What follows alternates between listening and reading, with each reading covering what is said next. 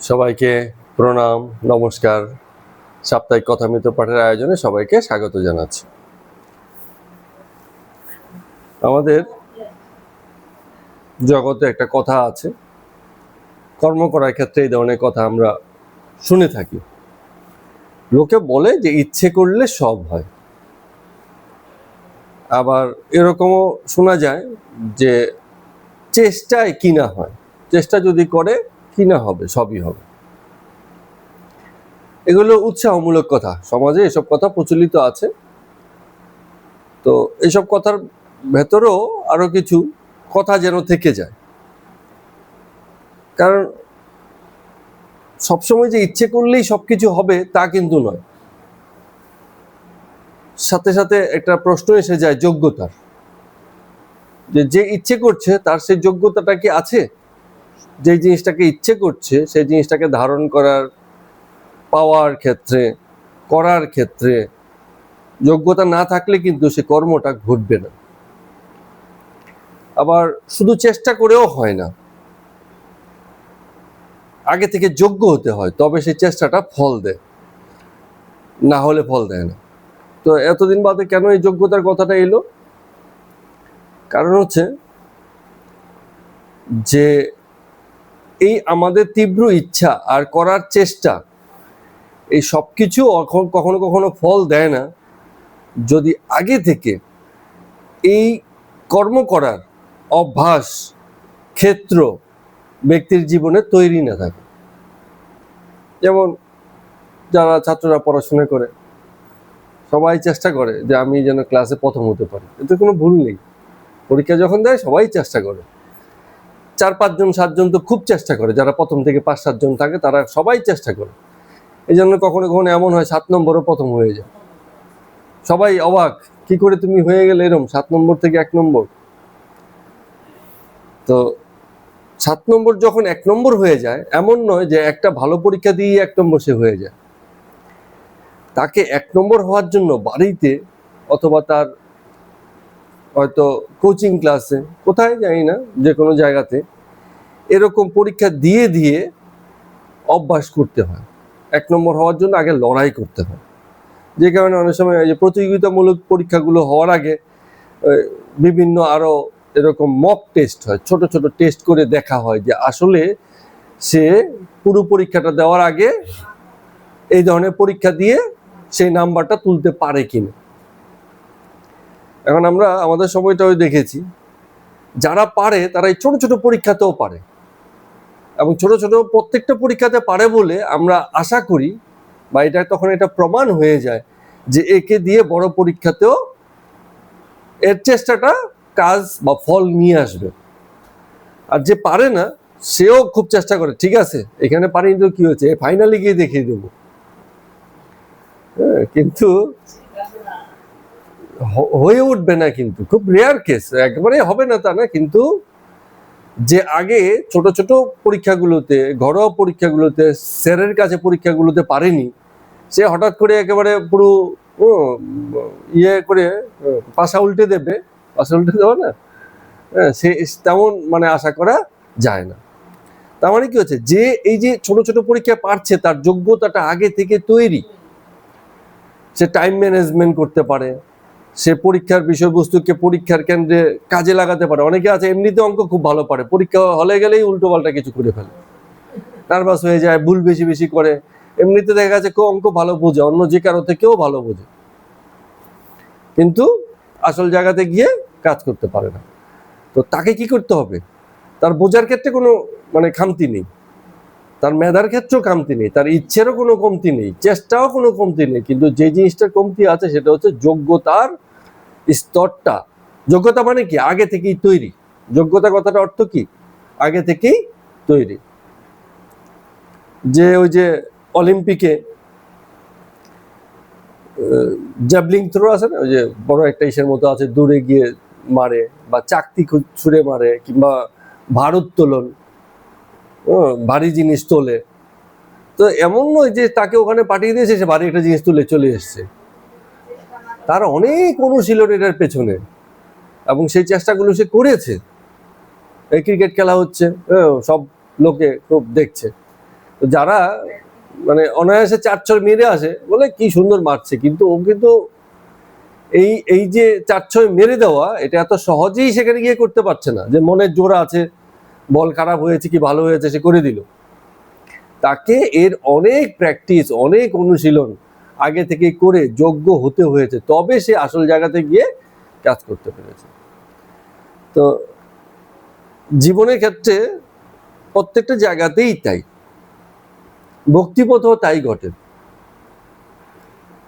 কেউ একজন যদি মনে করে যে আমার মনের মধ্যে অনেক ভক্তি আছে,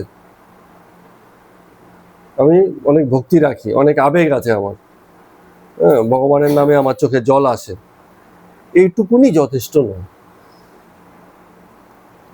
জনসেবার ক্ষেত্রেও তাই হয়, যে আমি কিছু কম্বল ফম্বল জোগাড় করেছি কিংবা খাবার টাবার জোগাড় করেছি, বন্যার্ত এলাকায় চলে গেছি, লোককে দিয়ে যাচ্ছি, সেখানে একটা ম্যানেজমেন্ট থাকে। যা ওই যে এরকম হয় না, কম্বল খাবার বন্যার্ত এলাকায় দিতে গেছে, মারামারি করে, মানে আরো উল্টো হিতে বিপরীত, যে দিতে গেছে তাকে থানায় বন্দি করে গেছে। তুমি যে এসছো, তোমার ম্যানেজমেন্ট কোথায়? তুমি তো আরো লোক মেরে দেওয়ার ব্যবস্থা করে দিয়েছো। তো ওই ম্যানেজমেন্ট হচ্ছে যোগ্যতা, যে আমি এর আগেও দান করেছি, কি করে দান করতে হয় আমি জানি, একটা বিলি ব্যবস্থা আছে, গিয়ে গন্ডগোল করা যাবে না। যারা ফটো তুলতে আর ক্যামেরা বন্দি করতে, দান খয়রাতি করতে যায়, তাদের কেসগুলোতেই বেশি হয়, নেতাদের কেসগুলিতে এসব বেশি হয়। কারণ কি, আশেপাশে ক্যামেরা আছে, সব আগে নেতারা সব ঠিক করে যায় যে সব ব্যবস্থাপত্র রাখবি, গিয়ে ছবি তুলতে হবে, ফটো তুলতে হবে। তো ওতেই গন্ডগোলটা হয়ে যায়, কারণ সেখানে দানটা মুখ্য থাকে না। দান কিরকম হয়, যে আমি কোথাও সবাইকে ডাকবো না, যে যেখানে আছো সেখানে যাও, আমি সবার কাছে যাব। দুর্গত এলাকাতে কি হয়, তোমাকে ওই জল পেরিয়ে আমার কাছে এসে দান নিতে হবে না, আমি নৌকো করে তোমার কাছে গিয়ে তোমার ঘরে দান দিয়ে আসবো, যাতে তোমার কাজে আসে। এইরকম, মানে এগুলো হচ্ছে ম্যানেজমেন্ট, যোগ্যতা। আগে থেকেই আমি এগুলো করেছি, আমি জানি, এসব স্টাডি আছে, এভাবে এভাবে কাজ করতে হয়, এইরকম আর কি। তো তাই জন্য কথাটা বলা, যে ইচ্ছে থাকলেই যে সব হবে তা না, চেষ্টা থাকলেও যে সব হবে তা না। যেমন এই আমাদের প্রজ্ঞারও এই জিনিসটা হয় পড়াশোনার ক্ষেত্রে, প্রচুর চেষ্টা, পরীক্ষার আগের দিন অনেক পড়ে, কিন্তু কাজের কাজে কিছু হয় না, কারণ যোগ্যতাটা তৈরি হয়নি। তো সেদিন তো খুব আন্তরিক, সেদিন চেষ্টাটা খুব ভালো থাকে, সারা বছর সেগুলো, মানে সেগুলোর জন্যই তো কোনো যোগ্যতা আগে থেকে তৈরি থাকে না বলে বিশেষ দিনে বিশেষ লাভ হয় না। তো কেন এসব কথা বলা, কারণ জগতে আমরা একটু ভালো করে খেয়াল করে দেখবো যে এসবেরই মানে চলছে সব জায়গাতে, যেন একটা শোবাজি, লোকে দেখাতে খুব রাজি, যে আমি খুব চেষ্টা করছি, আমি খুব এই করেছি, আমি সেই করেছি, এবং এই সব বলে করে সহানুভূতি চায়। হ্যাঁ, বাড়ির লোক বলবে, যেমন প্রজ্ঞাকে বলে, আমি তো দেখেছি খুব পড়েছে, পরীক্ষার আগের দিন হেভি পড়েছে, আমরা সব ঘুমিয়ে পড়েছি, রাত্রেবেলা শোনা যাচ্ছে প্রজ্ঞা পড়ছে, আবার ভোরবেলা উঠে পড়ছে। হ্যাঁ, তো খুব দেখেছি, এতে কোনো ভুল নেই, এটা শো। হ্যাঁ, প্রজ্ঞাও ভাবছে পরীক্ষা এসছে, তা আমার একটু পড়া দরকার, কিন্তু শো করার থেকেও বেশি দরকার ছিল কি, মানে বিশেষ যোগ্যতার অধিকারী হওয়া, যে আমি একটা ভালো পরীক্ষা দিতে হলে তার জন্য মানসিক এবং বুদ্ধিগত প্রস্তুতি আমাকে আগে থেকেই করে রাখতে হবে। তো দায়িত্ব নিতে কে পারে, যে তার জন্য তৈরি থাকে। একজন কাউকে দায়িত্ব দেওয়া হলো, যে ভাই তুমি আমার এই জিনিসটাকে দেখো, ও দায়িত্ব চেষ্টা করলেও, হাজার ভরসা করলেও ওকে দিয়ে হবে না, কারণ এরকম দায়িত্ব দেখার অভ্যাস তার আরো থাকতে হবে, না হলে হবে না। যেমন অনেক সময় হয় না, যে রাষ্ট্রপ্রধান বা সরকার প্রধান বা রাজ্যের প্রধান হিসেবে নতুন কাউকে দায়িত্ব দেওয়া হয় না, কারণ কি, জানি আমরা ইনি লোক ঠিক নেই, কিন্তু তারপরেও দলের ভিতর থেকে যে অভিজ্ঞ তেমন লোককে সাধারণত বেশি দায়িত্ব দেওয়া হয়। কেন দেওয়া হয়? কারণ হচ্ছে তার অভিজ্ঞতা আছে, সে এই জিনিসগুলোকে ম্যানেজ করতে পারবে, এইরকম। তো যে বিশেষের দায়িত্ব ছেড়েছে, সে জগতের দায়িত্ব নিতে পারে। এটা আবার একটু অন্য প্রসঙ্গে বলা হলো, দায়িত্বের কথা এসছে বলেই কথাটা বললাম। বিশেষের দায়িত্ব ছেড়েছে মানে হচ্ছে, যেমন এটা খুব ভালো ব্যাপার, আমাদের এই সময় এগুলোকে খুব দেখা যাচ্ছে, লোকে বলে, এবং এটাই এখন একটা মানে ট্রেডমার্ক হয়ে গেছে। যেমন বাংলাতেই খেয়াল করুন, যিনি মুখ্যমন্ত্রী হয়ে বসে আছেন, তার নিজস্ব ছেলে পুলে স্বামী সন্তান এসব নেই। তো সে তার ভাবটা কি, যে আমার তো নিজের কেউ নেই, তা আমি জগতের প্রয়োজনে কাজ করছি। অবস্থানটা ঠিক আছে, এরপরে ভাইপোকে দিচ্ছে না ভাইদের দিচ্ছে না কাকে দিচ্ছে, সেগুলো ভিতরে ভিতরে অনেক রকম, কিন্তু দেখতে মনে হয় যেন তার বিশেষ কেউ নেই, সুতরাং ঠিক আছে। বিরোধী দলের উপনেতা, অবিবাহিত ব্যক্তি, কি নাম যেন ওনার ভদ্রলোকের, হ্যাঁ না বিরোধী দলীয় মানে বাংলার শুভেন্দু বাবু, হ্যাঁ, সেও তো বিয়ে থা করেনি, তার মানে কি হচ্ছে, সে জগতের কল্যাণে নেমে গেছে, হিসেব মতো সব ঠিক আছে। মোদী বাবুরও তাই অবস্থা, যোগী বাবুরও তাই অবস্থা, এদের কারো নিজস্ব ছেলে মেয়ে পুত্র সন্তান এসব নেই। তো তার মানে কি হচ্ছে, তাদের নিজের কোনো বিশেষের দায়িত্ব নেই, ফলে তারা দায়িত্ব নিতে রাজি। স্বামীজির যেটা হয়েছে, স্বামী বিবেকানন্দের, তার সংসারের প্রতি বিশেষ মনোভাব, সংসারের প্রতি বিশেষ দায়িত্বের জায়গাটা সে ছেড়েছে বলে জগতের দায়িত্ব নিতে পেরেছে। যখন প্রয়োজন ছিল বা যখন এরকম অবস্থা দাঁড়িয়ে গেছে, ভগিনীর নিবেদিতা যিনি খানিকটা জাগতিক প্রেম ভাব নিয়ে তার কাছে পৌঁছেছিলেন, তাকেও তিনি রিজেক্ট করতে পেরেছিলেন। কেন রিজেক্ট করতে পেরেছিলেন? কারণ তিনি আগে থেকে তৈরি, যে যোগ্যতার কথা বলছি। না হলে এইরকম আবেদন, এইরকম বন্ধুত্বের হাতছানি সহজে রিজেক্ট করা যায় না। জীবন তো সবসময় মানে সেই কমফোর্ট, যাকে আমরা ফাদও বলতে পারি, এটা এক প্রকারের আরাম। জীবনে একজন সঙ্গী থাকলো, মনের মানুষ থাকলো, এতে ক্ষতি কিছু নেই, এটা তো খুব মানে সুখবোধের ব্যাপার। কিন্তু হলে কি হবে, এই সুখবোধের ভিতর দিয়ে যে ফাঁদ আমাদের জন্য পেতে রাখা হয় জগতে, আমাদের জন্য মানে হচ্ছে যারা এরকম বিশেষের দায়িত্ব ছেড়েছে, তারা কিন্তু সেই ফাঁদে পড়তে আর রাজি হয় না। তো বিষয়টা হচ্ছে সেই জায়গাতে, মানে বিশেষের দায়িত্ব যে ছেড়েছে, যার বিশেষ কেউ নেই, তখন সে জগতের দায়িত্ব ছাড়তে পারে। একটা ভালো উদাহরণ দিয়ে বলছি আপনাদের, হয়তো খানিকটা রিলেট করতে পারবেন। যেমন আমি শুনি, আমি সত্যি মিথ্যা খুব জানি না, লোকেই বলে বলেই শুনি, আমাদের এই সমাজে যে কোনো আড্ডায় আপনারা দেখবেন, আমাদের সমাজে যারা পয়সাওয়ালা প্রতিষ্ঠিত লোক, তাদের গল্পই লোকে করে বেশি যে কোনো আড্ডাবাজিতে। যেমন আমরা চিনিও না, জানিও না, বুঝিও না কত পয়সা কি পয়সা, সেসবও জানি না। যেমন আম্বানির পরিবার নিয়ে খুব লোকে গল্প, আম্বানিদের এই আছে সেই আছে, অথচ তারা হয়তো তাদের সঙ্গে কোনোভাবেই জুড়ে নেই, কিন্তু গল্পের উপাদান হিসেবে ঠিক আছে। তার স্ত্রী ওই আম্বানি ভদ্রলোকের, নীতা আম্বানি, তিনি এই দান করেন, এই মানে স্বেচ্ছাসেবী সংস্থা চালান, মেয়েদের জন্য এই করেন সেই করেন, নানান রকম কার্যক্রম তাদের আছে। পয়সা অগাধ, এগুলোকে ব্যবহার করার জন্য, এগুলোকে কাজে লাগানোর জন্য বিভিন্ন রকম ওনারা জনকল্যাণমূলক প্রতিষ্ঠানও খুলে রেখেছে। কিন্তু খুলে রাখলেও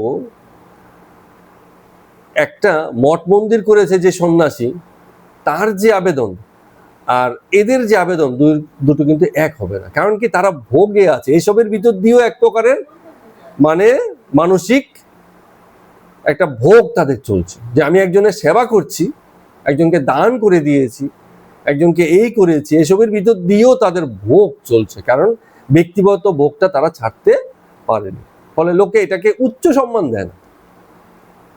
হ্যাঁ, যে সুবিধা পেয়েছে সে বলবে হ্যাঁ উনি আমার জন্য করেছেন, আমাকে এই অর্থ সাহায্য করেছেন, ঠিক আছে। হ্যাঁ, আবার কি হয়, হ্যাঁ এই যে এই কথাগুলো এসে যাচ্ছে, তো তার মানে কি হচ্ছে, সেখানেও এই যে উপকার জনহিত, সেখানেও কোথাও না কোথাও অন্তরালে একটা বাণিজ্য থাকে। এই বাণিজ্যটা আছে বলেই সেই জগৎ হিতটা উপরি উপরি দেখা যায়, কিন্তু ভিতরে ভিতরে সেই জগৎ হিত থাকে না। তো বিষয়টা হচ্ছে সেই জায়গাতে, তার মানে কি হচ্ছে, যে বিশেষের দায়িত্ব ছাড়ে না, যে আমার বিশেষ কেউ নেই, তাকে দিয়ে জগৎ হিত হয় না। ঠাকুর যে অনেকটা কথাগুলো বলে, আমরা এই জগতে সেসব জিনিসগুলোই দেখি, যার নিজস্ব ব্যক্তিগত হ্যাঁ। তো সেই বলছি যে বিষয় আসক্ত মন মানে কখন উঠে যায়, যদি বিষয়ের আবেদন ব্যক্তির কাছে না থাকে। এখন যতক্ষণ পুত্র কন্যা স্ত্রী পরিবারের লোক আত্মীয় স্বজন থাকবে, ততক্ষণ পর্যন্ত এদের মাধ্যমে বিষয়ের সেবা করার সুযোগ সবসময় ব্যক্তি নিতে চাইবে। তো এরাই নেই, আমার এমন কেউ নেই যাকে আমরা আপন বলতে পারি, যার জন্য আমি কিছু করতে পারি, যার জন্য আমার একটা সেভিংস এর দরকার হতে পারে। তো আমার সেভিংস যদি কিছু থাকে, হ্যাঁ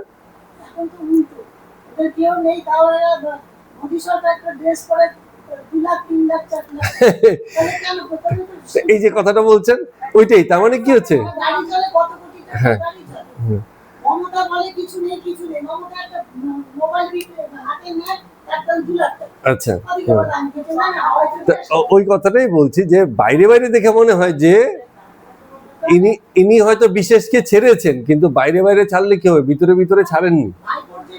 ঠিক আছে, হ্যাঁ একতলা থেকে 3 তলা যদি এক্সিলেটর বসানো আছে। সিঁড়ি নেই, এইগুলো ভাইপো কি করে? তো হয়তো হয়তো কি হয়েছে, মানে অপরকেই বিশেষ করে রেখেছেন, হ্যাঁ এমন কিছু করে রেখেছেন যেগুলো বিশেষ হয়েই আছে।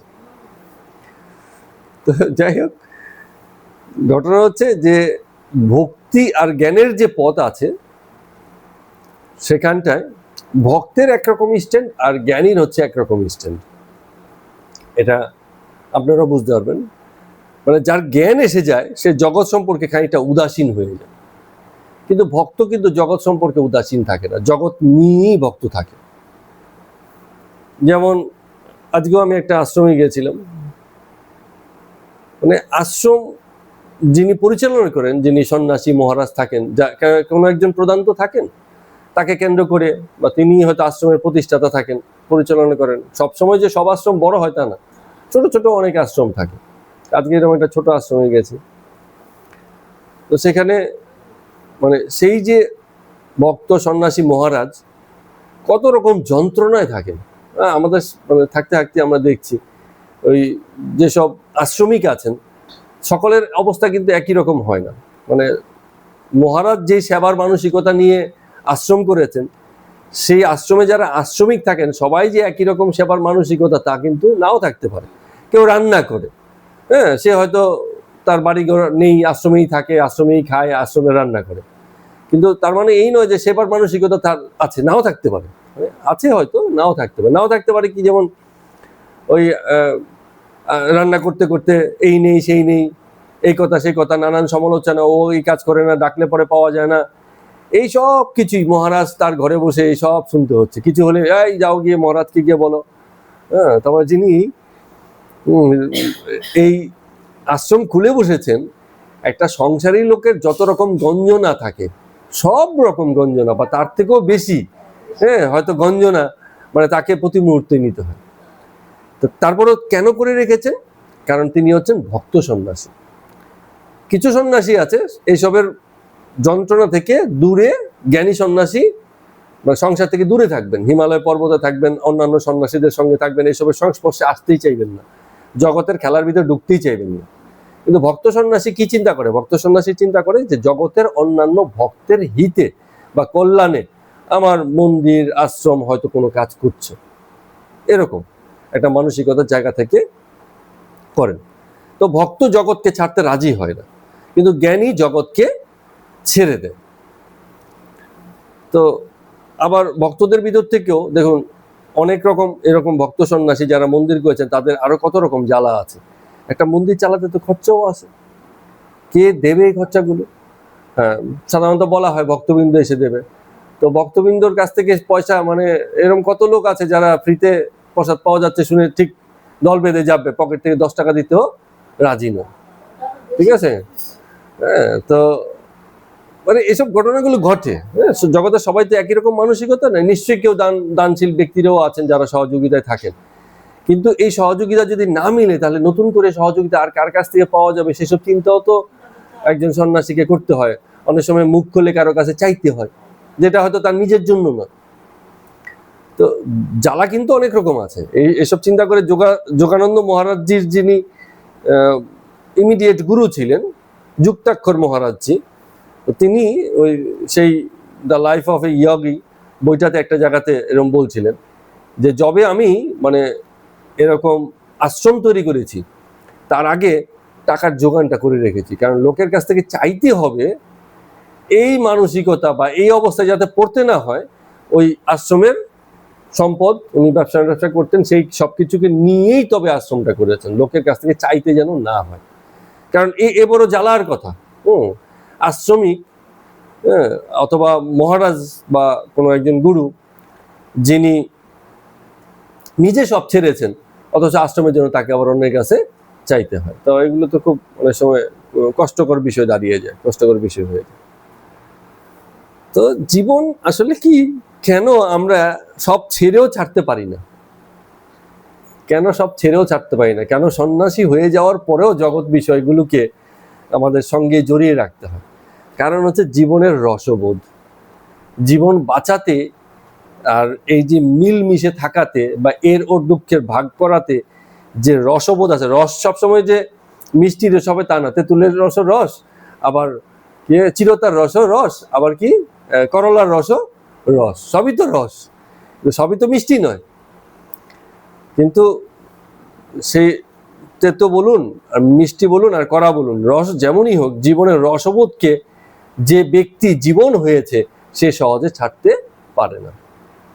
এগুলো মানে জীবন বাঁচার আনন্দ এবং কখনো কখনো কারণ হয়ে যায়। তা একজন মহারাজকে যদি বলা হয় যে আপনি কেন এসবের মধ্যে ঝামেলার মধ্যে পড়ে থাকেন, এসব থেকে বেরোন না, হ্যাঁ বলেন এই নিয়েই আছি, এই আছি বলেই বেঁচে আছি, এইটুকু যদি না থাকে তাহলে বাঁচাটার আর কোনো মানে অর্থ দাঁড়াবে না।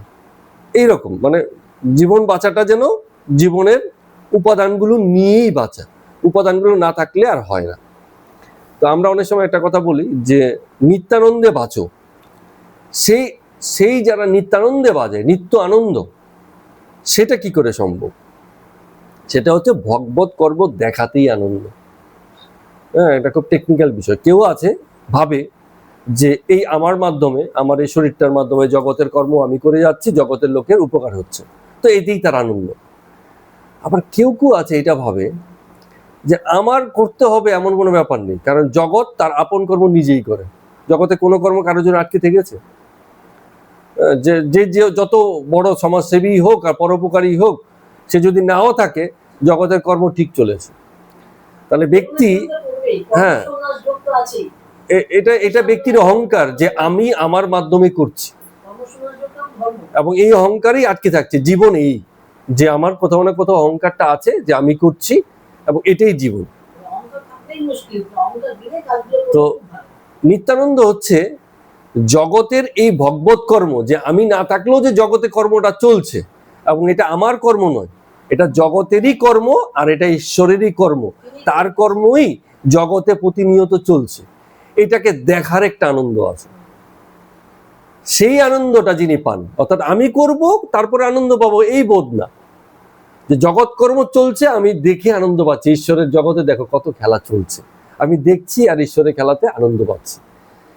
এই আনন্দটা কখনো, যেহেতু ব্যক্তি নিজের উপর নির্ভর করে না, তার দর্শনের উপর নির্ভর করছে, সে কতটা দ্রষ্টা হয়েছে, তার থেকেও বড় কথা কতটা সত্য দ্রষ্টা হয়েছে, সত্য রূপে দেখা, যা ঘটছে তাকে সেই রূপেই দেখা, সেখানে অভিমান না নিয়ে আসে। অভিমান মানে কি, উচিত অনুচিত, আমার ভালো লাগলো আমার ভালো লাগলো না, এই রূপে যে দেখে সে অভিমানই দেখা হয়। কিন্তু যে অভিমান ছাড়া শুধু জগতের খেলাটাকেই কেবল দেখে, সেই ব্যক্তি জগতে বেঁচে থেকে নিত্যানন্দে থাকেন, কারণ তিনি ঈশ্বর কর্ম দেখেন, নিজের ব্যক্তি কর্ম দেখেন না। এখানে পার্থক্যটা ঘটে যায়। তো ভক্ত জগতের প্রতি রসবোধে থাকে, জগতের রস সব রকমই নেয়, তেতো মিষ্টি সব রকম রসই নেয়। আর জ্ঞানী শুধু জগতের প্রতি প্রেম বোধে থাকে, তার আর কোনো দ্বিতীয় বোধ থাকে না, কেবল প্রেম বোধ। সেই প্রেম বোধ থেকে জ্ঞানী জগৎকে দেখেন, ফলে জ্ঞানীর কর্ম উঠে যায়, কিন্তু ভক্তের কর্ম কখনো ওঠে না। ভক্ত সবসময় জগতের হয়ে জগতের পক্ষে কর্ম করতে রাজি, কিন্তু জ্ঞানী বলে আমি কি কর্ম করবো, আমাকে দিয়ে আর কি হবে, আমি তো বুঝে গেছি খেলাটা, যে আমি থাকি বা না থাকি জগতের কর্ম জগতের নিয়মে চলতে থাকে। এই যে কর্মটা চলছে জগতের, এই দেখেই আমি খুশি। একটা ছোট বীজ থেকে যখন একটা ছোট্ট অঙ্কুর বেরোচ্ছে, গাছের একটা পাতা বেরোচ্ছে, তার প্রতি আমার যে প্রেম বোধ, তাতে খুশি। একটা ছোট্ট শিশুর জন্ম হয়েছে, তার হাত পা নাড়াচড়া করা, তার কান্না শুনেও একই রকম ভাবে আমি খুশি। আবার যে কুকুরটা মারা যাচ্ছে চোখের সামনে দেখলাম, যে প্রাণটা মরে যাচ্ছে আমার কোলে মাথা রেখে, সেটা দেখেও আমি খুশি। কারণ কি, কারণ জগতে এই তো চলছে। যদি আমরা দুঃখ বোধ নিয়ে আসি, তাহলে ব্যক্তি সেখানে তার অভিমানটাকে নিয়ে এলো। তো ভক্ত অভিমান রাখে, কিন্তু জ্ঞানী এই অভিমানটাকে রাখেন না, তিনি সত্যদ্রষ্টা হয়ে জগৎকে দেখেন। তো এগুলো বিভিন্ন টেকনিক্যাল পয়েন্ট, আমরা যখন একটু মানে গভীর দৃষ্টিতে কোনো কিছুকে দেখব তখন এইসব জিনিসগুলোকে আমরা মানে দেখতে পাবো, জগতে এইসবেরই খেলা চলে। চলুন প্রারম্ভিক এই আলোচনা দিয়ে আজকে আমরা কথামৃতে পর্ব সংখ্যা 150 শুরু করছি, 150তম পর্ব আজকে। 5ই জানুয়ারি 1886 খ্রিস্টাব্দ, 1900 নয় 1886 খ্রিস্টাব্দ। ওই যে আগের দিন মনে আছে, ওই যে নরেন্দ্র এসেছিলেন এবং নরেন্দ্র অমাবস্যা উপলক্ষে দক্ষিণেশ্বরে গেছিলেন ধুনি জ্বালিয়ে সেখানে ধ্যান করবেন এসব ব্যাপারটা। তো রাত্রেবেলা আবার আমাদের মাস্টারমশাই যেন স্বপ্নে সেসবই দেখছেন, যে অনেক সন্ন্যাসীদের মাঝখান থেকে ইসে বসে আছে, নরেন্দ্র বসে আছে এরকম। তো সেই ঠাকুর শয্যাতে শুয়ে আছেন, মনির সঙ্গে নিবৃতে কথা বলছেন। এই একজন সঙ্গী পেয়েছেন মনীন্দ্রবাবুকে, যার সঙ্গে ঠাকুর ফিস করে নানান রকম কথা, সবার সঙ্গে এত আন্তরিক নন, ওনার সঙ্গে বিশেষ। এটা একটা কারণও আছে, কারণ শ্রোতা হিসেবে মহেন্দ্রনাথ বাবু খুব উৎকৃষ্ট, নিজে খুব একটা 2-4 কথা খরচা করতে রাজি নন, খুব একটা শুনতে খুব রাজি এবং নিবৃত কর্মী, অন্তরালে থেকে কাজ করেন, কেবল কাজ করে গেছেন পুরো। আমরা কথামৃতেতে তার যে অবদান বা ভূমিকাটা দেখেছি, তিনি থেকেও সব জায়গাতে থেকেও তিনি কোথাও যেন নেই, এমন ভাবে থাকতেন যেন নেই। এরা হচ্ছে কর্মী, মানে সেবাদার, একদম নিরলস সেবার দাবিটা পর্যন্ত কখনো রাখেননি যে আমি এটা করেছি, এই দাবিটাও রাখেননি কখনো। নিজের লেখা গ্রন্থের মধ্যেও নিজের কথা নেই, সংবরণ করেছেন যে আমি কোথাও থাকবো না, সব জায়গায় থেকেও আমি নেই, এরকম। তো এ বড় মানে সেবার ক্যারেক্টার, দানের ক্যারেক্টার, এরকম পাওয়া যায় না। সবাই তো বলে যে ভাই আমার ছবিটা যেন আসে, ছবি যে তুলছিস আমি কোথায়, এই তো সাইডে পড়ে গেছিস, আমার পিছনে শুধু মাথা দেখা যাচ্ছে, পরেতে আবার সামনে এসে যাই। একটা গ্রুপ ছবি উঠলে সবাই যখন ছবি দেখে কি করে, লোকে নিজের ছবিটাই খোঁজে, সবাই কোথায় আমি, বাকিরা কে কিরম উঠেছে সেসব দেখে না, আমার ছবি ঠিক আছে তো ঠিক আছে, বিষয়গুলো হচ্ছে এরকম। তো এর ভিতর থেকে কেউ একজন আছে বলছে আমি ছবি তোলার দলে, আমি ছবিতে না থাকলে অসুবিধা নেই, কেউ তো কাউকে তো ছবি তুলতে হবে, তা আমি ভাই ছবিটা তুলে দিচ্ছি, আমি ছবিতে থাকার দরকার নেই, এতটা নিবৃত প্রাণ। তো রামকৃষ্ণের সহসঙ্গী হিসাবে খুব ভালো ভূমিকা রেখেছেন। রামকৃষ্ণদেব ঠাকুর বলছেন যে ক্ষীরোদ যদি গঙ্গাসাগর যায় তাহলে তুমি একখানা কম্বল কিনে দিও। ক্ষীরোদ বলে একজন ভক্ত আছে, গঙ্গাসাগর সেই সময়তেও ছিল, ওই যে কোন মুনির আশ্রম যেন, কপিল মুনির, হ্যাঁ। তো বলছে গঙ্গাসাগর যদি যায় তাহলে তুমি একখানা কম্বল কিনে দিও, সাধারণত একটু ঠান্ডার সময়টাইতেই হয়, হ্যাঁ, লোকে কাঁপতে কাঁপতে সাগরের জলে নামবে, তো একটা কম্বল কিনে দিও। তার মানে কি হচ্ছে, সেখানে পয়সা খরচের ব্যাপার আছে, অন্য কাউকে বলছেন না, কাকে বলছেন, মুনিকে, মাস্টারমশাইকে, নিজের কাটে পয়সা খরচা করে কম্বল কিনে দিও। মুনি আবার রাজি, তাতে বলছে হ্যাঁ যে আজ্ঞা করে দেবো। তো রামকৃষ্ণ ঠাকুর বলছেন আচ্ছা ছোকরাদের কি হচ্ছে বলো দেখি, কেউ শ্রীক্ষেত্রে পালাচ্ছে, কেউ গঙ্গাসাগরে, মানে শ্রীক্ষেত্র পুরী, আচ্ছা আচ্ছা, মানে পুরীকেই শ্রীক্ষেত্র বলা হচ্ছে, হ্যাঁ। তো শ্রীক্ষেত্রে পালাচ্ছে, কেউ গঙ্গাসাগরে। তো বাড়ি ত্যাগ করে সব আসছে। দেখো না নরেন্দ্র, তীব্র বৈরাগ্য হলে সংসার পাতকু বোধ হয়, আত্মীয়রা কালসাপ বোধ হয়। নরেন্দ্র যা হয়েছে আর কি, তীব্র বৈরাগ্য বোধ, সংসারের প্রতি আর সেই টানটা নেই, ফলে সংসারকে মনে হয় পাতকিউ, বাড়ি যেতে মন চায় না, আর আত্মীয় স্বজন দেখলে দূরে চলে যায়, এরকম ভাব। মনি বলছেন, মাস্টারমশাই বলছেন আজ্ঞে সংসারে ভারী যন্ত্রণা। তো আমরা প্রথম দিকের কিছু ঘটনা বলি, আমরা জানি মাস্টারমশাইয়ের জীবনে স্ত্রীর সঙ্গে বনিবনা ছিল না, এবং সেই সব কারণে তার বাড়ির লোকেদের সঙ্গেও তার বনিবনা ছিল না, যে কারণে ঘর ছেড়ে, নিজের বাড়ি ঘর, ভাই বাবা এদেরকে ছেড়ে ওনাকে অন্যত্র স্ত্রীর সঙ্গে থাকতে হয়েছিল। এরকম মোটামুটি গল্পগুলো, সংসারের গল্পগুলো সব জায়গাতে প্রায় একই হয়, ঘুরে ফিরে সেই জায়গাটা পরিবর্তন হয়েছে। কিন্তু এই যে আজকে এতদিন বাদে এসে মাস্টারমশাই বলছেন যে আগে সংসারে বাড়ি যন্ত্রণা, এ কি কেবল নিজেরই কথা? আমরা যদি একটু ভালো করে খেয়াল করে দেখি, এটা কিন্তু এখন আর শুধু নিজের কথা নয়।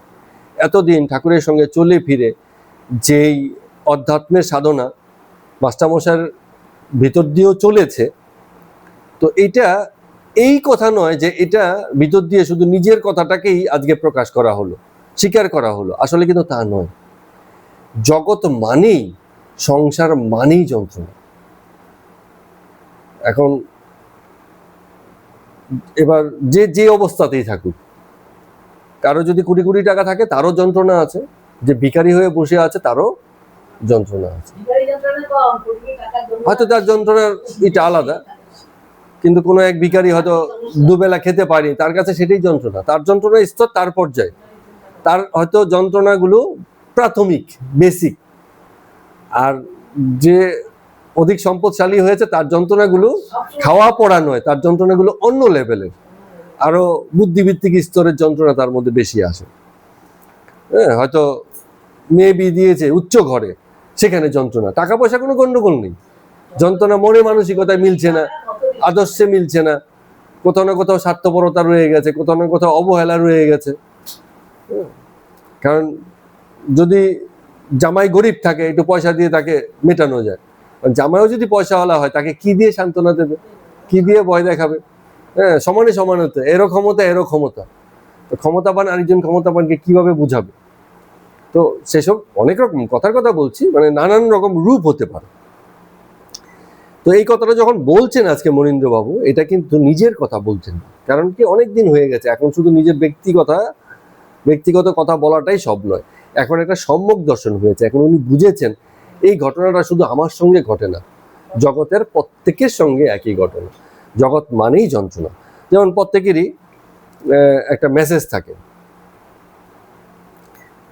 তো বৌদ্ধ ধর্মের, বুদ্ধের যে প্রথম মেসেজ ছিল যে জীবন যন্ত্রণাময়, এটা বুদ্ধের মেসেজ।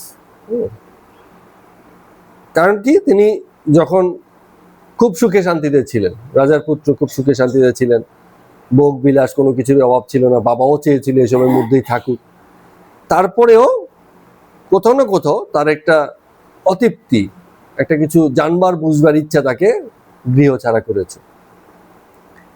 কি বুঝলেন পরে এত ধ্যান সাধনা করে? বুঝলেন যে দুটো জিনিস খুব পরিষ্কার বুঝেছেন, যেগুলোর ব্যাপারে কোনো ভনিতা রাখেননি, কোনো রাগ ডাক করেননি। এক, জগৎ মানেই যন্ত্রণা। যখনই দেহ ধারণ হয় তখনই যন্ত্রণাতেই লোকে এই জগতে থাকে। সুতরাং দেহ ধারণ অবস্থায় যন্ত্রণার মুক্তি কখনো ঘটবে না। এটা একটা জেনেছেন। আরেকটা খুব ওনার এই ব্যাপারে খুব পরিষ্কার বলতেন না, সেটা হচ্ছে যে জগতে আমরা ঈশ্বর বলে যেই এক ধারণার বশবর্তীকে জীবনে স্থান দিয়ে রেখেছি, তিনি সেই ব্যাপারে নীরব থাকতেন। ঈশ্বরের ব্যাপারে উনি বিশেষ কিছু বলতেন না। কেউ যদি বলে ঈশ্বর আছে, উনি বলতেন যদি বলতে, কেউ যদি আবার পাশাপাশি এসে বলতে আমি জানি নেই, তিনি তার সঙ্গেও বলতেন কারণ ঈশ্বর তত্ত্ব জগতে প্রামাণিক নয়, কোনো প্রমাণ দ্বারা এটাকে প্রতিষ্ঠা করা যায় না। আপনি বিশ্বাস করেন তো আপনার সঙ্গে আপনার জীবনে মনে হবে তিনি যেন আছেন, আপনার সঙ্গে তাই ঘটতে থাকবে। যখন আপনি বিশ্বাসী হয়েছেন, আপনি ভীষণভাবে দেখতে থাকবেন যে তিনি আছেন বা তার থাকাটা উপলব্ধি করবেন। আবার যদি অবিশ্বাসী হন, তাহলেও আপনি ভীষণভাবেই দেখবেন যে তিনি আসলে কোথাও নেই। দুটো ঘটনাই মানে সত্যি, দুজনের স্থানটাই সত্যি। তো যদি তাই হয়, ওই জন্যই বুদ্ধের প্রথম কথাটাই তো ছিল এই যে জীবন যন্ত্রণাময়, এখানে শান্তি ঘটে না, শান্তি ঘটে না। কিন্তু হিন্দু ধর্ম কিন্তু সেখান থেকে একটু পাল্টেছে। হিন্দু ধর্ম সেই জায়গাতে ছিল না, জীবনকে পুরো যন্ত্রণাময়।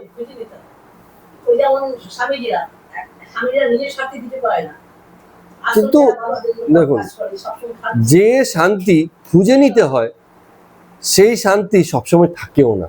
কারণ যাকে খুঁজতে হয় তাকে তো মাঝে মাঝে থাকে না বলেই খুঁজতে হয়। আর তার মানে এই আনন্দটা সবসময় থাকে না। নিত্যানন্দ কোনটা? যে আনন্দটা সবসময় থাকে, যেটা দিয়ে আজকে আলোচনাটা করেছিলাম, নিত্যানন্দ হচ্ছে জগতের এই খেলাটাকে দেখিয়ে আনন্দ। আমি খেলতে হবে এমন নেই। এটা হচ্ছে হিন্দু ধর্মের স্ট্যান্ড পয়েন্ট, যে তুমি জগৎকে বোঝো, জগৎকে দেখো, তাতেই আনন্দ। তুমি জগতের রস একেবারে নিজেই নেবে, নিজেই বুঝবে, কি রস কাউকে দেবে, এসবের দিকে যেও না। এসবে গেলে ওর মধ্যে গন্ডগোল হয়ে যাবে। হ্যাঁ, না জড়বোধ না, জড়বোধ না, সেটা হচ্ছে ওই যে এই নিত্যানন্দ পাওয়ার উপায় কি, যে নিত্যানন্দের নিজের ইনভলভমেন্ট থাকে না। একটাই উপায়, নিজের আমিত্বকে ছাড়া, অবিশেষ হয়ে যাওয়া। অবিশেষ হয়ে যাওয়া মানে কি, জগতের সবাই আমার, কেউ একজন বিশেষ আমার, এটা আমার নেই। হ্যাঁ, তাহলেই সে নিত্যানন্দে থাকতে পারবে। কারণ জগতের সবাইকে সে একই জ্ঞান করে, তার কোনো বিশেষ নেই। আর বিশেষ থাকলেই জ্বালা হবে। প্রতিবেশী একজন মারা গেছে, আমার কষ্ট অত নেই। ঘরের লোক মারা গেছে, কষ্টটা বেড়ে গেল। কেন? কারণ ঘরের লোক যে মারা গেছে তিনি আমার বিশেষ।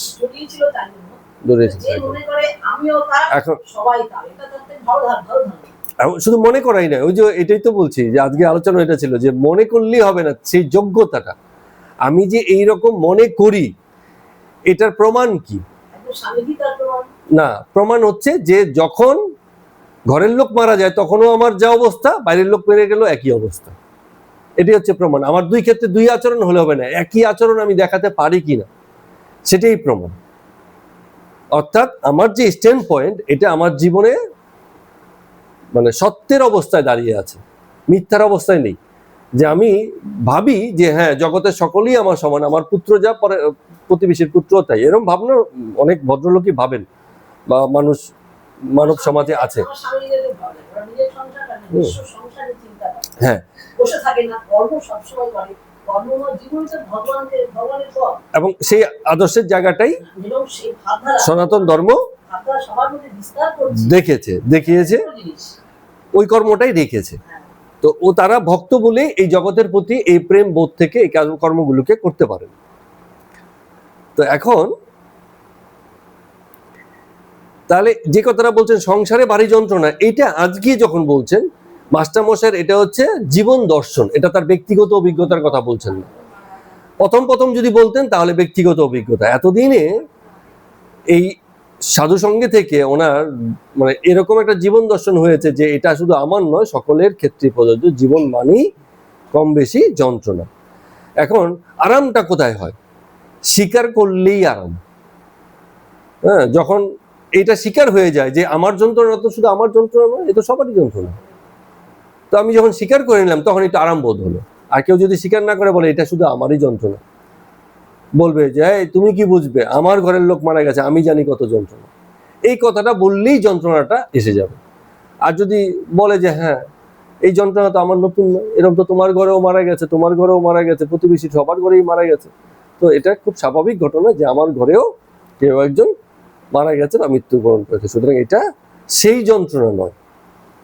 এই যন্ত্রণাটা মানে কমন, সবার মধ্যেই আছে। এই যে স্বীকারোক্তি, এই স্বীকারোক্তির ভিতর দিয়ে যন্ত্রণা বোধটা কমে যায়। তখন মেনে নেওয়াটা, যে আমি সহজেই মেনে নিয়েছি যে আমারও কেউ মারা যেতে পারে, আমিও মারা যেতে পারি, তার মানে আমিত্বকে এখানে বিসর্জন দেওয়া হলো।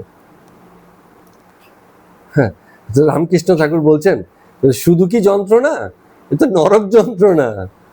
হ্যাঁ, জন্ম থেকেই তো দেখছো না, লোকে মাগ ছেলে নিয়ে থেকে কি যন্ত্রণায় থাকে, মানে স্ত্রী পুত্র কন্যা এদের নিয়ে কি যন্ত্রণায় থাকে। যখনই স্ত্রী পুত্র কন্যার গল্পটা এসে যাচ্ছে তখনই যন্ত্রণার রূপ আলাদা হয়ে যাচ্ছে, স্তর বিন্যাস আলাদা হয়ে যাচ্ছে, বিষয়গুলো অন্যরকম হয়ে যাচ্ছে। যে কষ্ট খুব সাধারণ হয়ে যায় সেই কষ্টই স্ত্রী পুত্র কন্যার ক্ষেত্রে হলে আলাদা হয়ে গেল। জগতে এত লোক চাকরি পাচ্ছে না, তাতে কোনো দুঃখ নেই। যেই নিজের ছেলে চাকরি পাবে না বা চাকরি চলে যাবে তখন দুঃখ এসে যাবে, তখন কি হচ্ছে আরো বেশি। এই যে স্কুল টিচার যারা আছে, তো অনেকে তো দেখেছেন কত গল্প টল্প হয়ে রাস্তায় অবরোধ করে বসে আছে, দিনের পর দিন চলছে।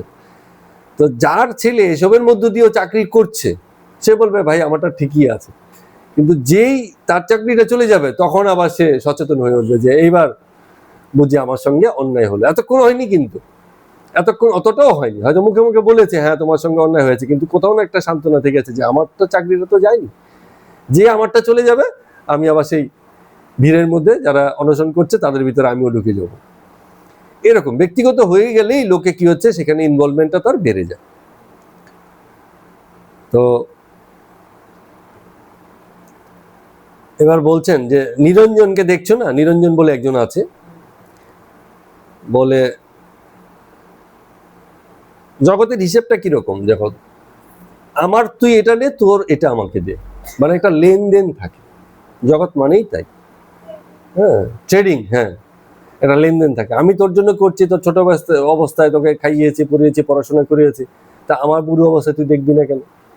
লেনদেন দাঁড়িয়ে গেছে, আকাঙ্ক্ষা দাঁড়িয়ে গেছে, প্রত্যাশা দাঁড়িয়ে গেছে, ঠিক আছে? হ্যাঁ, ওখানেই গন্ডগোলটা হচ্ছে। তো বলছেন যে ঠাকুর, যে কামিনী কাঞ্চনী সংসার, দেখো না, টাকা থাকলেই কিছু না কিছু করতে ইচ্ছা হবে। যখন টাকা থাকবে তখনই তার খরচা করার ইচ্ছা জাগবে। টাকাই নেই, খরচা করবো কি? খরচা করার ব্যাপার নেই, যখন কেনার ব্যাপার নেই, চিন্তা নেই, ভাবনা নেই, কিচ্ছু নেই। আর যতক্ষণ টাকা আছে, সেগুলো মেনটেন করার জ্বালাটাও তোমাকে সইতে হবে। তো মাস্টারমশাই এই কথা শুনে হো হো করে হাসে ফেললেন, ঠাকুরও হাসলেন। কিন্তু এই যে কথাটা বলছে কামিনী কাঞ্চনী সংসার, এই কথাটা আংশিক সত্য। কেন আংশিক সত্য বলছি? কামিনী কাঞ্চন মানে হচ্ছে অর্থ সম্পদ, কাঞ্চন মানে কি? সোনা, অর্থ সম্পদ, মানে বুঝাচ্ছে যে সোনা গয়না সম্পদ বাড়ি ঘর যা আছে সবকিছু মিলে। কামিনী মানে হচ্ছে স্ত্রী, বেটা ছেলের জন্য স্ত্রী লোক, আবার স্ত্রী লোকের জন্য বেটা ছেলে, পুত্র কন্যা যা আছে, মানে ঘরের লোক আর কি, সোজা কথা। তো কামিনী কাঞ্চন সংসার নয়, কামিনী কাঞ্চন হচ্ছে সংসারের উপাদান। সংসারটা কোথায়? সংসার হচ্ছে আমিত্ববোধ, যে আমার কামিনী, আমার কাঞ্চন। কামিনী কাঞ্চনে কোনো দোষ নেই, যখনই আমার ঢুকে গেল তখনই গন্ডগোলটা হয়ে। তাহলে এটা কামিনী কাঞ্চনটা হচ্ছে উপাদান। আর কারণটা কি? কারণ হচ্ছে আমি বোধ, আমার বোধ। ঠাকুর এসব বলছেন, হয়তো এখানে বলেননি, সব জায়গায় কি এরকম এত ব্যাখ্যা করে তার বলা যায় না, আগে পরে বলেছেন এইসব কথাগুলো।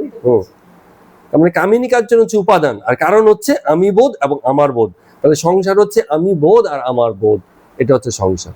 এই বোধটা না থাকলে সংসারের যারা হাত পা, আলগা আলগা থাকা যায়।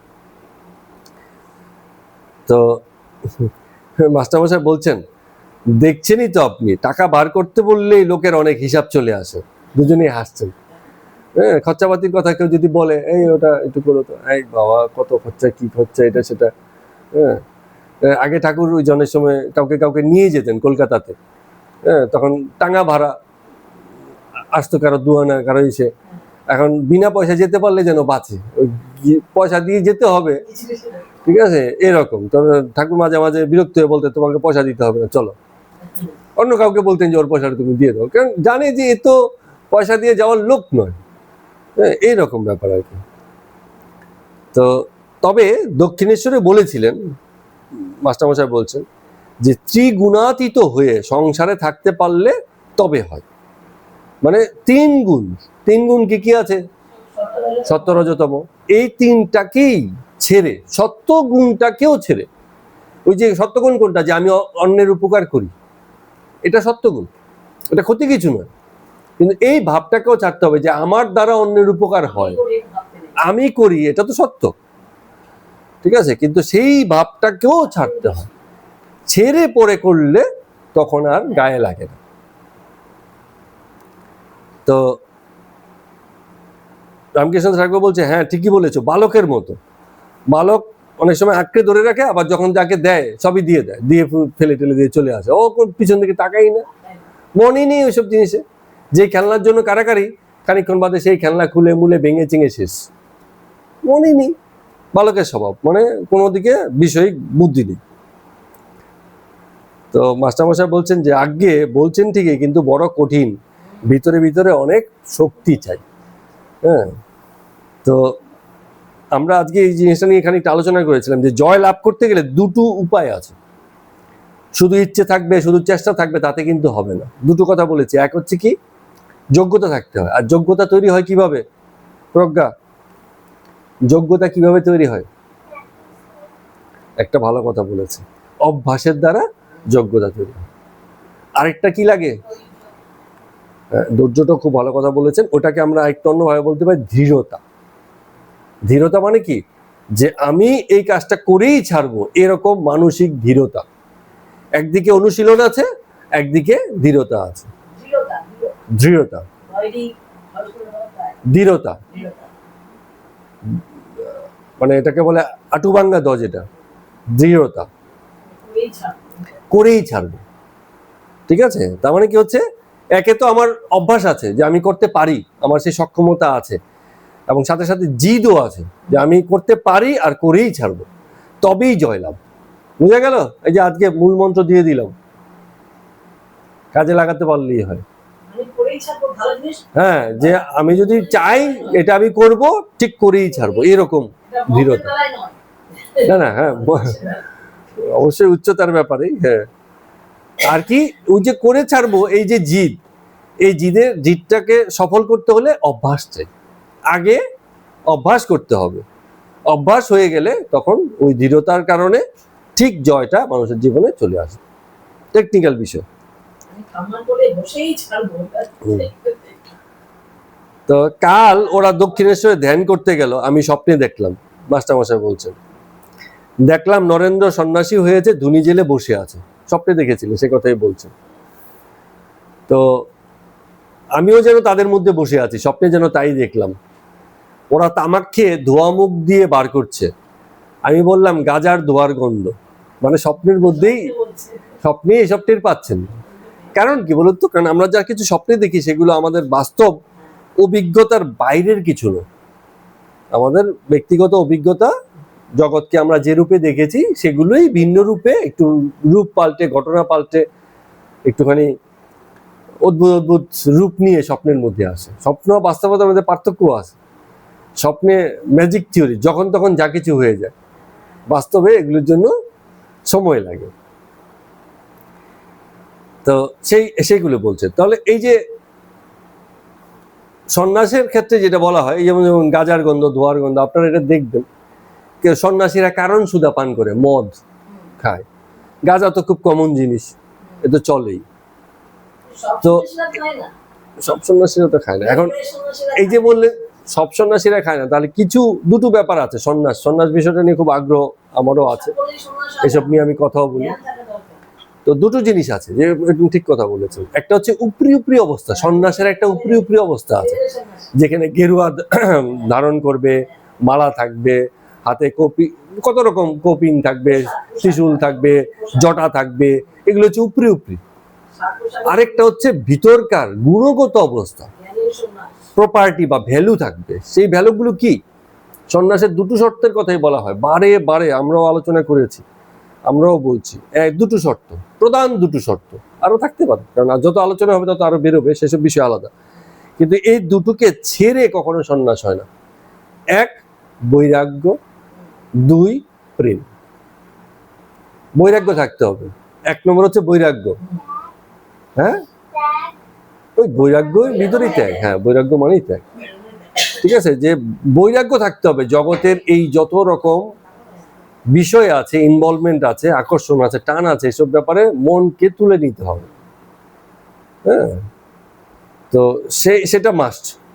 এবং এই যে তুলে নিলাম, তাতে করে জগতের প্রতি অপ্রেম হয়ে গেলাম না, যে যাকে তাকে মারতে চাই, কারোর প্রতি টান নাই, যখন আর লোকের সাথে খাতির করে কি লাভ না। সেখানে আসবে কি, তখন বৈরাগ্য উঠে গেলে তখন প্রেম এসে যাবে জগতের সকলের প্রতি। হ্যাঁ, সকলের প্রাণীর প্রতি প্রেম। যে কারণে সন্ন্যাসীরা দেখবেন বনেও থাকে, সিংহ, বাঘ, সাপ, সকলের সঙ্গে মিলে থাকতে পারে। কারণ যখন প্রেম ভাব থাকে না, তখন জগতের অন্য প্রাণীও কোনো শত্রুতা রাখে না। শিবের চারদিকে সাপ পেঁচিয়ে পেঁচিয়ে থাকে, তো কি হয়, সাপের ধর্ম তো সবল মানা, কিন্তু শিবকে সে সবল মানে না, কারণ সে এখানে অভিন্নতার বোধে নেই। আপনি যখন সাপকে শত্রুজ্ঞান করবেন, সাপও আপনাকে শত্রুজ্ঞান করছে। আপনি যখন মিত্রজ্ঞান করবেন জগতের প্রতি, জগৎ আপনার সঙ্গে মিত্রতার সম্পর্কই রাখবে। তো সেই ব্যাপারগুলো ঘটে। তাহলে এই বৈরাগ্য আর প্রেম ছাড়া সন্ন্যাস হবে না। এখন যত রকম সন্ন্যাসী আমরা উপরি উপরি বাহ্যিক অবস্থার জায়গা থেকে দেখি, তাদের মধ্যে যদি বৈরাগ্য আর প্রেম দেখেন, তাহলে মানে সাষ্টাঙ্গে প্রণাম করুন, কোনো অসুবিধা নেই। হ্যাঁ, কারণ তিনি যথার্থ হয়েছেন। আবার কারোর মধ্যে সেই উপরি উপরি অবস্থা নেই, তার কোনো লক্ষণ নেই, কিন্তু বৈরাগ্য আর প্রেম তার মধ্যেও দেখা যায়। তাকেও সাষ্টাঙ্গে প্রণাম করুন, কারণ বৈরাগ্য প্রেমী হচ্ছে ভিত্তি, এর উপরেই সন্ন্যাসটা দাঁড়াচ্ছে। তো আর সন্ন্যাসী গাঁজা খায় বটে, বা অন্যান্য যেসব নেশা আছে, সেই নেশাও সে করে জগতের প্রতি বৈরাগ্য আর প্রেম রাখতেই। উদ্দেশ্য যদি নেশা করার উদ্দেশ্য যদি মানে নেশা হয়, মাতাল হওয়া হয়, তাহলে কিন্তু হবে না, তাহলে সে সন্ন্যাস হয়নি। কিন্তু জগতের প্রতি বৈরাগ্য আর প্রেম, যেই নেশা আমার বৈরাগ্য আর প্রেমকে বাড়িয়ে দিতে পারে, সেই নেশা করা যেতে পারে। কারণ আমি তো চাই আমার বৈরাগ্য আর প্রেম থাকুক, তো কোনো একটা নেশা আছে যেটার কারণে আমার বৈরাগ্য আর প্রেমটা বেড়ে যায়, তো তাতে আমি খুব ভালো বোধ করি। এইরকম অবস্থা। তো এবার রামকৃষ্ণদেব ঠাকুর একটা মহান কথা বললেন, এটা ওনার পক্ষে বলা সম্ভব। বলছেন, মনে ত্যাগ হলেই হলো, তাহলেই সন্ন্যাসী। যার মনে ত্যাগ ঘটে গেছে সেই সন্ন্যাসী। যথার্থ ব্যবহারিক কথা, যথার্থ গুরুর মতো কথা। যেমন হয় না, দাড়ি থাকলেই সবাই মৌলবী হয় না, হ্যাঁ, একই রকম ভাবে গেরুয়া পড়লেই সবাই সন্ন্যাসী হয় না। সন্ন্যাসী দুটো আছে, একটা যোগী একটা ভোগী। যারা নিশাসক্ত, যারা নিশায় আসক্ত থাকে অর্থের দিকে থেকে আসে, যারা যোগী তারা ধ্যান যোগী। ঠিক। তো রামকৃষ্ণদেব ঠাকুর বলছেন যে সন্ন্যাসী হতে গেলে সবার আগে বাসনায় আগুন দিতে হয়, তবে তো। ঠিক আছে। তো এবার মাস্টারমশাই বলছেন, বলে আপনি তো একবার বড় বাজারে এক মারোয়ারি ভক্তকে বলেছিলেন যে ভক্তি কামনার মধ্যে পড়ে না। তো রামকৃষ্ণদেব ঠাকুর বললেন, হ্যাঁ, যেমন হিঞ্চে শাকের মধ্যে পড়ে না, কারণ হিঞ্চে শাক পিত্ত দমন করে। আমি এর আগে উদাহরণ দিয়েছেন, মিশ্রি চিনির মধ্যে পড়ে না, কারণ মিশ্রির অন্য গুণ, যদিও সে মিষ্টত্ব দেয় কিন্তু তারপর তার গুণ হচ্ছে আলাদা মিশ্রির। এইরকম, তার মানে কি হচ্ছে, এদের উচ্চ বৈশিষ্ট্য। তো এবার রামকৃষ্ণদেব ঠাকুর বলছেন, আচ্ছা, এত আনন্দ এত ভাব এই মাঝে মাঝে কোথায় চলে যায়? কেন এই কথাটা বলছেন? কারণ যখন দেহবোধ এসে যায়, দেহে তো যন্ত্রণা, হ্যাঁ, এই জন্য এই কথাটা বলছেন যেন। তার মানে আনন্দ বোধও অনেক সময় রহিত হয়ে যায়। কখন রহিত হয়ে যায়? যখনই দেহবোধে থাকে ব্যক্তি। এই নিত্যানন্দ কখন? নিজের দেহবোধও নেই, যে দেহ যে হয়ে আছি, এই কার দেহ? এই জগৎ মানে ঈশ্বরেরই দেহ। এইরকম বোধ যে আমার বলে তো নেই, যতক্ষণ এই বোধ ততক্ষণ ঠিক আছে। আর যখন আমার বোধ, যখন বলছি যন্ত্রণা হচ্ছে, ব্যথা পাচ্ছি, তখন কিন্তু নিজের শরীরই বোধেই আছে, তখন নিত্যানন্দে থাকা হয় না। তো এসব বলে আবার বলছেন, ঠাকুর বলছে, আচ্ছা, দেহ কি এবার আর থাকবে না? বুঝতে পারছেন, দেহবোধ এসে যাচ্ছে, তো বারবার দেহবোধ এসে যাচ্ছে। দেহবোধ এসে গেলেই বোঝা যাচ্ছে যে দেহের এবার যাওয়ার সময় এসে গেছে। তো বলছে, আচ্ছা, দেহ কি এবার থাকবে না? মাস্টারমশাই কি বলবেন? চুপ করে আছেন, কিছু বলছেন না, কারণ উনি বুঝেন বা জানেন, জানলেও বলা যায় না। তো এমন সময় নরেন্দ্র নিচে এলেন। তো তাকে নিয়ে আরো অন্যান্য কথাবার্তা আমরা আগামী আলোচনাতে কি কথা হলো সেসব জানবো। আজকে পর্যন্ত এই মাস্টারমশাই আর কি রামকৃষ্ণদেব ঠাকুর এই যে খুব নিজেদের মধ্যে যে ছোট ছোট করে কথা, এই ভাবের লেনদেন, হ্যাঁ, এই পর্যন্ত এই আলোচনাটুকু করি, খুব সুন্দর। এরকম একজন সঙ্গী থাকা যেতে পারে, যার সঙ্গে সাংসারিক সম্পর্ক নেই কিন্তু ভাবের লেনদেনটা খুব হতে পারে। এমন সঙ্গীকেই লোকে গুরু ভাই গুরু বোন বলে, যার সঙ্গে এসবের আলোচনা চলতে পারে। কিন্তু গুরু ভাই গুরু বোনের সঙ্গেও তো কি হয়? সংসারেরই কথা। হ্যাঁ, তো আজকের মতো কথামৃত পাঠ এখানেই শেষ করছি। সবাইকে প্রণাম এবং নমস্কার।